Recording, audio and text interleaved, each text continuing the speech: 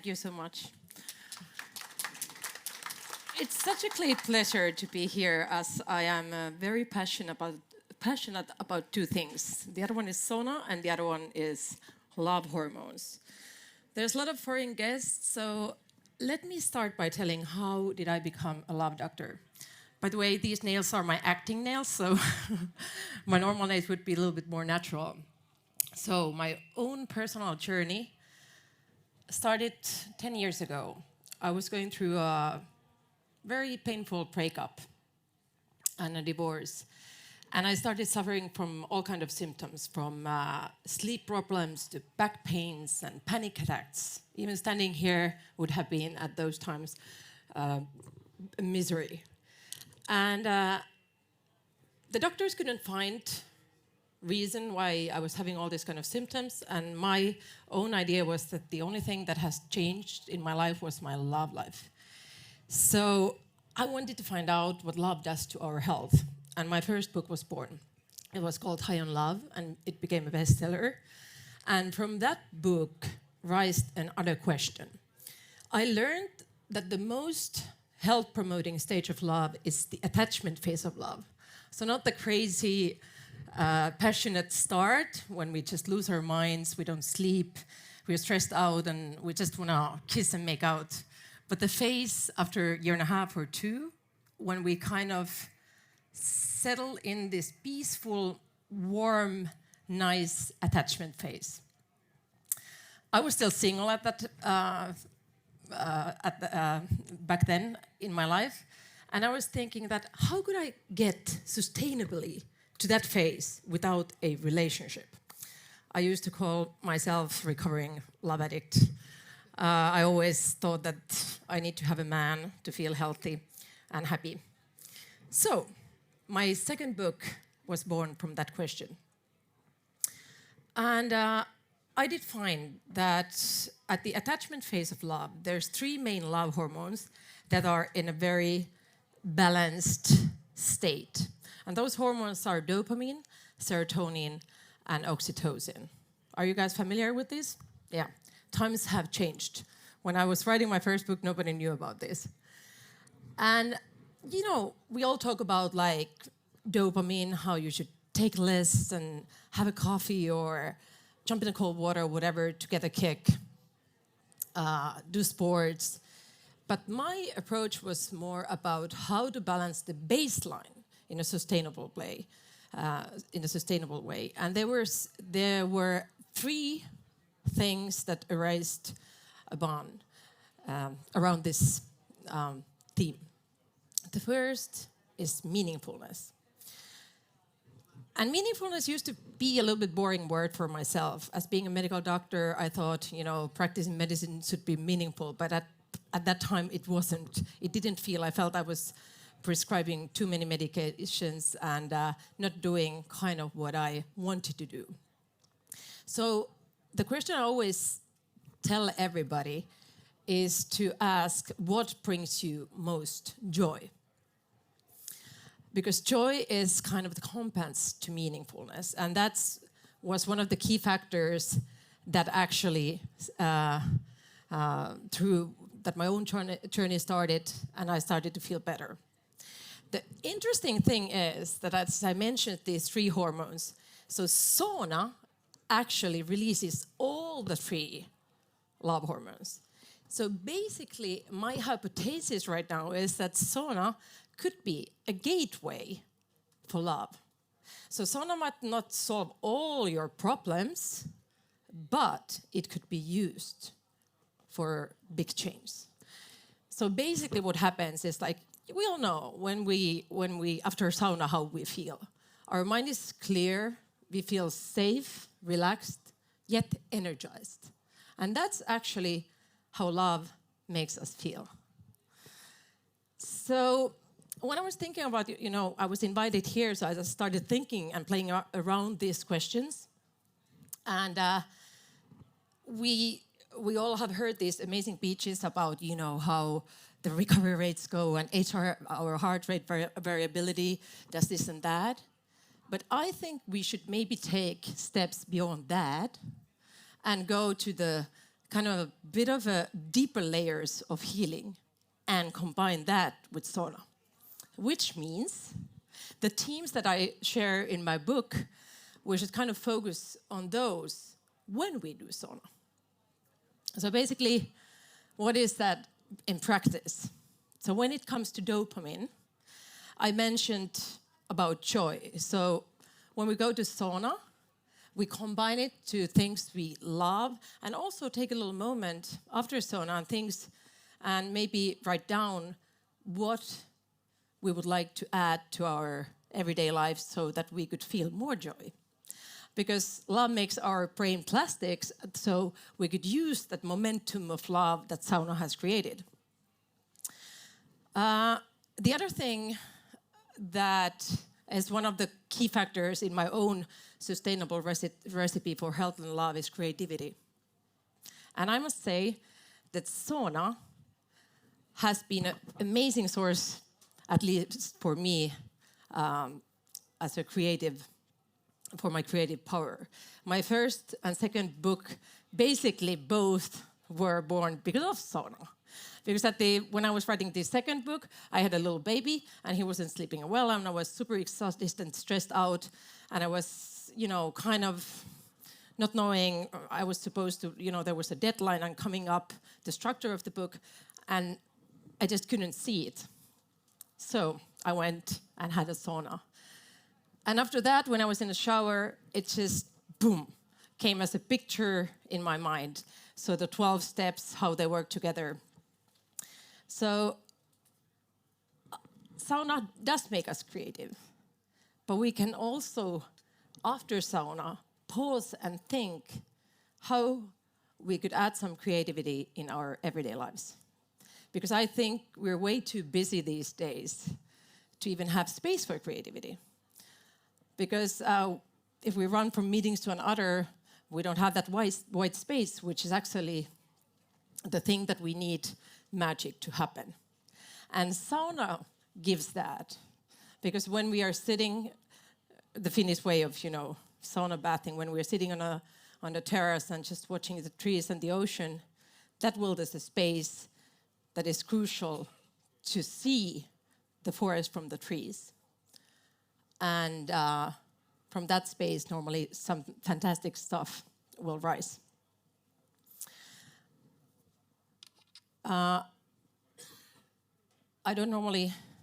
probably close it.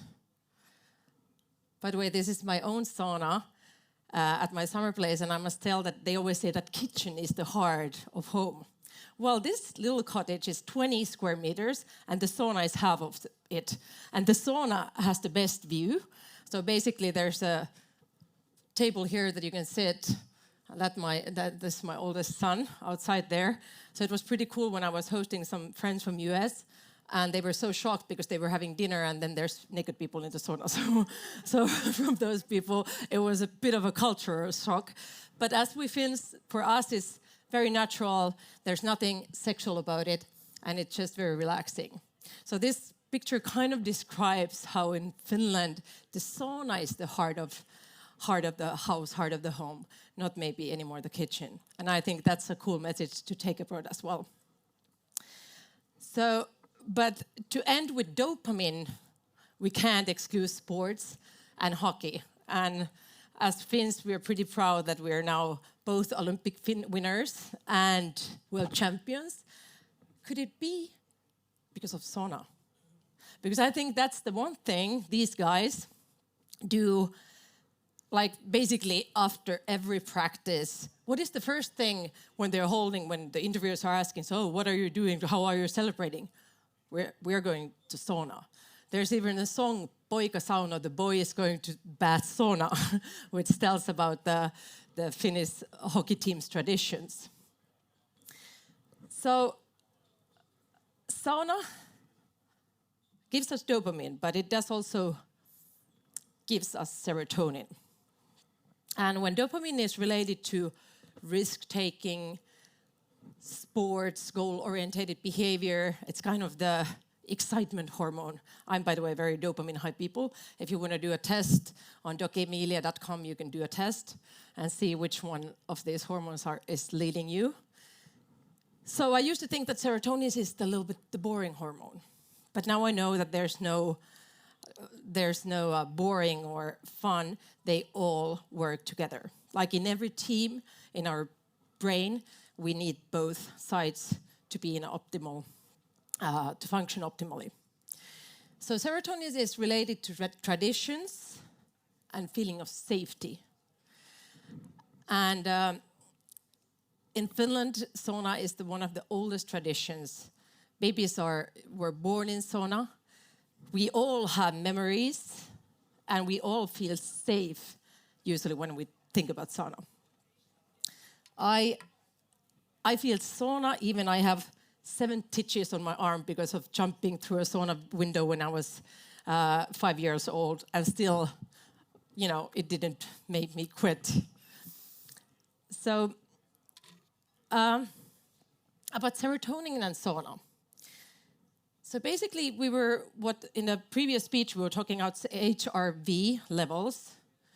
So one of the reasons, I think, it's not just the heat, but it's actually the holistic experience of the Finnish way of bathing sauna that really has enormous effect on our vagal tonus. Because not only we are exposed to heat and then maybe cold, which will stimulate the vagus nerve, but we are also opening our vision, which gives a signal that we are safe and has a powerful impact on our nervous system and will activate the parasympathetic part of it. So all these different ways that most of course, haven't been researched yet at that level, most likely affect or most likely make sauna very healthy and affect both the serotonin, dopamine, and oxytocin levels. I also do feel that sauna makes us connected to ourselves. And that connection that sauna makes, or helps us to have ourselves, makes us able to connect the people around us. And here we actually come to oxytocin. So sauna diplomacy is a well-known fact, and our president Urho Kekkonen was a wise user of that. So sauna does build trust and increase the feeling of ease. Kekkonen would not let the other man out of sauna before the deal was signed. And I think we as Finns probably should be very thankful for sauna, for all kind of deals that have been made there and probably had or do have huge impact where we're living right now. So I would also say, when we think about oxytocin and sauna, that sauna is pretty much like the Finnish way of meditating. And everybody who's in holistic health business knows about the amazing benefits of meditation. But it doesn't always have to be the lotus pose and om sounds. It can be going into sauna and just staring at the wall or lake or the trees. Because in my book I share the 3 most important things about sustainable sources of oxytocin. First, being connectedness to yourself and to people around you. So sauna does help both of those. The second one is gratitude. And how many of you, after being in a sauna, has increased amounts of feelings of gratitude? I would say almost everybody. It's just easier to see the good things. And gratitude is like a muscle. So when we're busy and stressed out, we forget to use it. So it kind of almost paralyzes. But when we start to kind of work out the muscle, it will get stronger, and we will start to see more things that we can feel grateful for. So this is also easy practice we can do when we are sauna bathing. So after sauna, we're sitting somewhere, maybe having some sparkling water or whatever favorite a drink of ours. Mine is right now a red beet-based juice. So we can think how much we have actually to be grateful for. And once again, we will get advantage of the plasticity that is in our brain after sauna.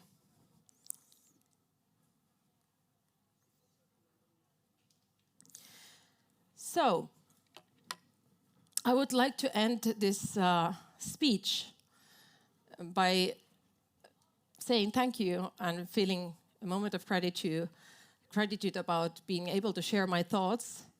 And I firmly believe that we Finns are responsible of taking the message of sauna as a gateway for holistic health and love, and to take that message abroad as well.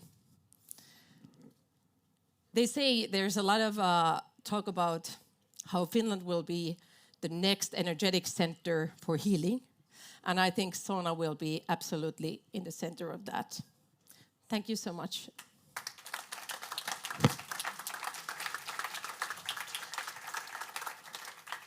Thank you, Emilia. I enjoyed every minute. A lot of interesting points. I'm sure that the audience will have some questions, but I was just, this is a little bit of a joke, but I was thinking no wonder that we Finns are not that many. We are like 5.6 million people because, we go to sauna to get our love hormones instead of, getting love affairs. Yeah, so we've been suffering from the same that social media is doing for the rest of the world now. yeah, exactly, yeah. At least we do it, Yeah. in sauna we are naked and not just like with our phones on.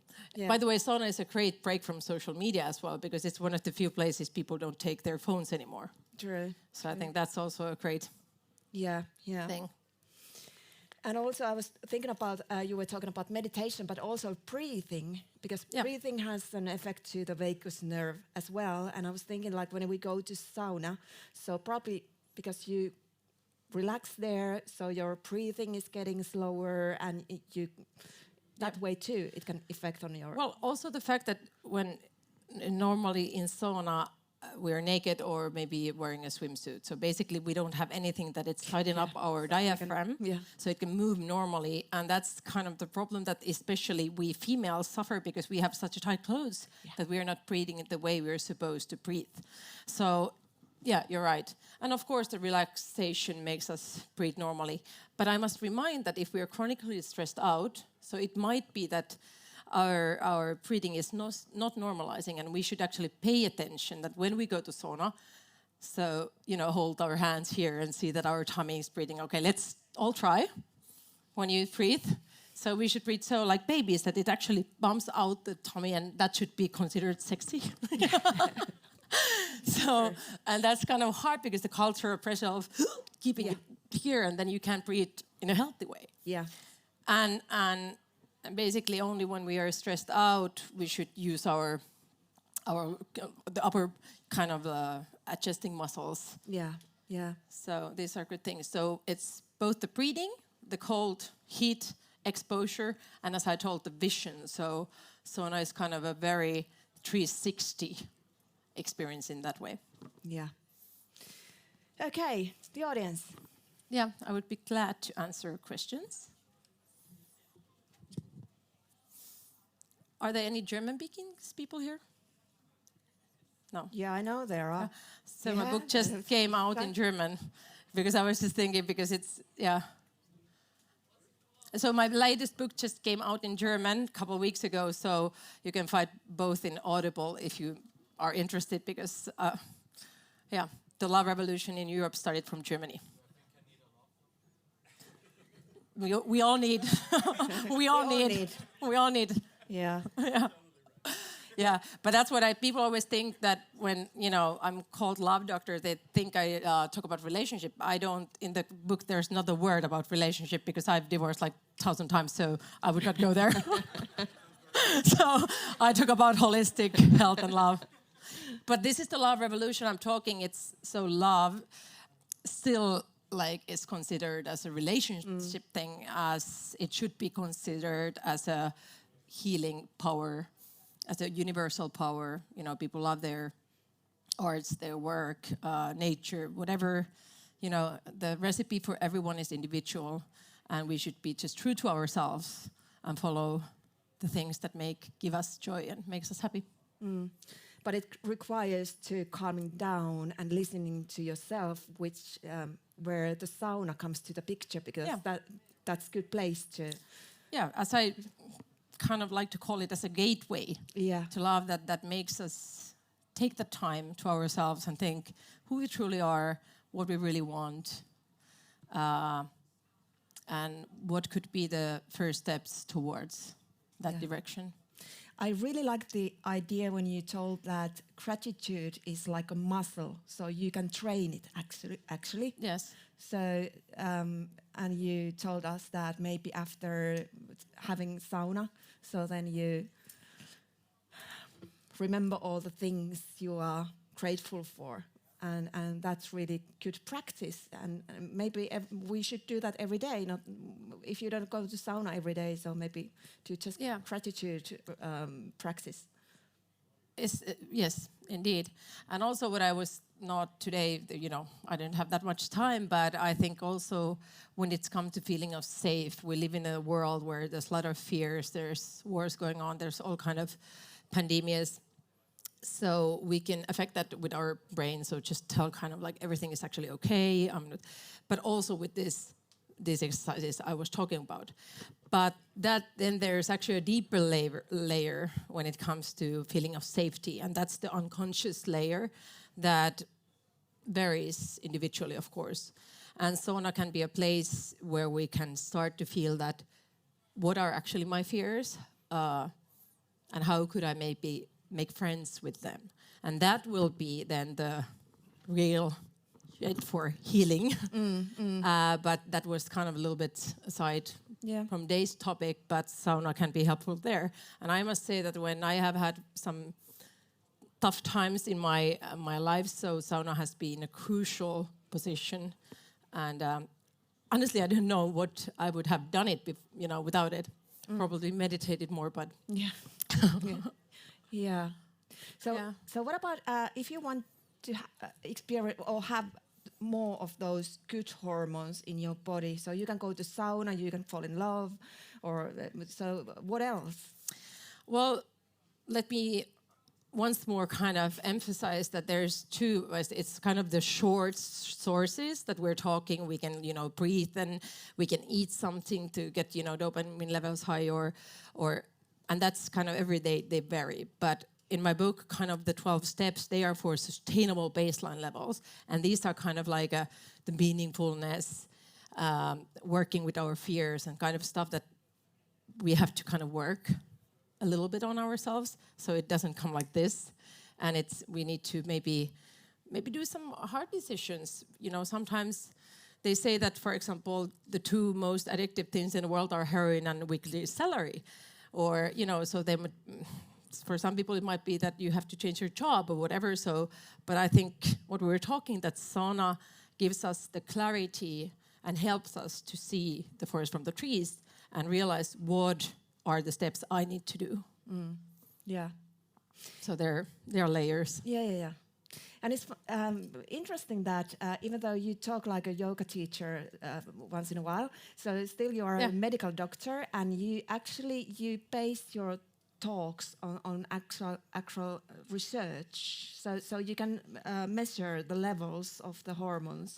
I do. So I personally do think that research is great, but of course research there's so much we haven't researched. And it's also, I've always been as a person interested at that part, kind of what's not researched yet and what's coming. Yeah. And I think we're living in very interesting times that the Eastern medicine and Western medicine are coming slowly together, and I'm very happy about it. And but in my books, they are kind of scientific proved. My talks, I kind of like to challenge people and use their own thoughts and myself, I don't like to discriminate anything, and I believe if some phenomena have been there 10,000 years, there must be something about them. And the modern physics are starting to show the different ways we can use energy for healing, and that will also give more theories also about the health benefits of sauna. So heat is energy, everything is energy. So is connection. Mm-hmm. Yeah, it is. And you also talked about serotonin levels and all that. I know you are also passionate of talking about, connection and alleviating the loneliness. I think you agree that loneliness is one of the biggest health threats, at least here in Finland. So people get sick being lonely. Yeah. So in sauna you can kind of heal that too. You can heal that. There's also in English there's solitude and loneliness and these different types of words. In Finland we just have one yksinäisyys. And I'm actually I've been developing this app. It's like a Tinder for looking for friends, which is interesting. But there's also, I feel, there's what I was, for example, working on myself a lot is how to actually be friends with myself and not feel lonely when I'm alone. And I think that's the other part. And then it's, of course, find the people that are, resonating with you, find your own tribe, and also realize that, we're all growing. So sometimes it's time to let go of them and let new people to come in. So these are all topics that I'm also interested in working on different companies. Yeah, nice. So now, do you still want to? Oh, one question. Okay. Okay, it was nice to hear your presentation, and there was this picture of Kekkonen in sauna and all these guys around him. And I only think that, aren't you a little bit worried over that political decisions are too male-based? Well, they were. Not anymore. Is it but so? I just couldn't find a picture of Sanna Marin in sauna. It would have been too sexy. Yeah, but to be honest, how to involve both sexes to make decisions, important decisions in sauna. So it could be. Well, I think there's been discussion that a lot of I think it was Sanna Marin who mentioned that they actually do a lot of meetings in sauna, or not meetings, but because that was I think he got negative feedback saying that. So it was like we were preparing the meetings in sauna. So being careful with the words, but of course there is the challenge about, for example, men and women being in sauna, because my first book is very, I do write about this biological differences that are still there, no matter how equal we want to be. So I don't have an answer how to what to do. I go to sauna with men and women, and in medical school in Finland it's very normal. But I think the rest of the world is not there yet, so that will take time. And but right now I think women can do sauna separately, men can, and then come together, because basically, probably the solution is just go to sauna, then you come to the table, you have still the hormones up, and close the deal.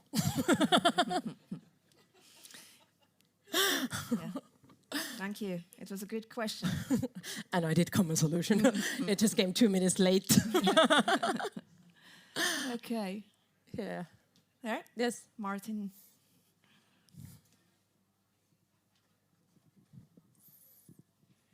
I actually have, I don't know if this will resonate with many men and women around here, mothers. I have 2 daughters, 21 and 18, and I think it's been a challenge bringing kids up through COVID and through social media. Mm-hmm. What worries me is that the kids are growing up very alone in almost a 2-dimensional relationship, their phone and themselves. Where if I go back to when I grew up in the 80s, the 90s, we were partying all the time. Now, maybe this was just because I was living in the south of England, but the question I'm asking you is, how do we, and I'm not talking about the Finns, because the Finns are born in saunas with a set of skis on them. So Yeah. this is but how do we get the other kids, the American kids, the South African kids, the European kids, Portuguese, Spanish, etc. How do we give them, balance these hormones? Because I think that we're going to have a huge problem where they've actually lost these hormones, or the ability to control these hormones. Yeah, I do write about this a lot, as social media is basically, it gives us huge amounts of short amounts, like rapid amounts of these hormones, so which they're built like that, so we get hits of dopamine. So basically, let's say Instagram, you post a sexy picture of you with bikini on, so any guy that will look at it will have a testosterone spike, dopamine spike, and they feel like, get the urge to push like button. You will see it, you will get a serotonin boost. It's like, oh, I'm accepted, they do like me, and you keep repeating it, and it goes on and on. And it's like empty calories, same as like hamburgers from McDonald's.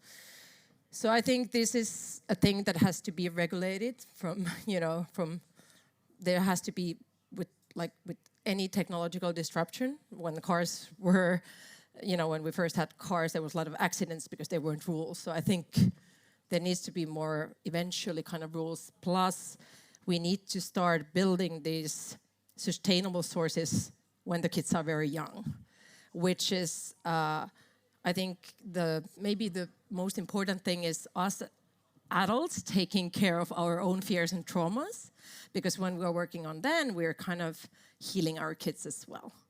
So and this is kind of, for example, I've been a bit of a social media junkie myself. So of course, my daughter who's 16, I see that, she uses it a lot. So what I try to do is like just heal myself and then give example. Plus, of course, sports help. Like whatever, you have like other kind of sources to make the kids realize what gives them joy as early as possible. Because that will then give them most likely the direction to the stuff that they really like and, they rather do than social media.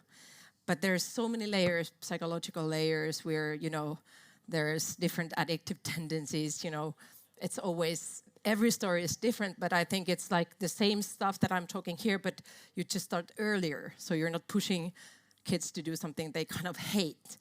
You gently try to, give them stuff that they actually love and they, naturally are tend to do.